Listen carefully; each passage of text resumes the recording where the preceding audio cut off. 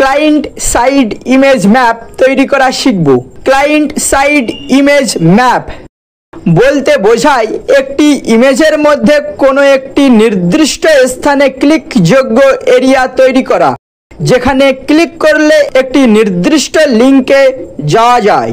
আমরা solar system ইমেজে সূর্যের মধ্যে একটা ক্লিকযোগ্য এরিয়া তৈরি করতে চাই, যেখানে আমরা ক্লিক করলে অন্য একটি লিঙ্কে আমরা পৌঁছে যাব। ঠিক আছে, তো এর জন্য আমরা ইমেজ ট্যাগ লিখে নেব।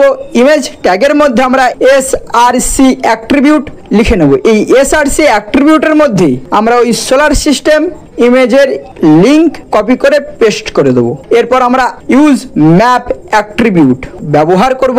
এই ইউজ ম্যাপ অ্যাট্রিবিউটের ভ্যালু হিসাবে আমরা প্রথমে হ্যাশ লিখব, তারপর আপনারা একটা যে কোনো নাম দিয়ে দেবেন, আপনারা যে নাম দিতে চায়। ঠিক আছে, আমি এখানে একটা নাম দিয়ে দিচ্ছি।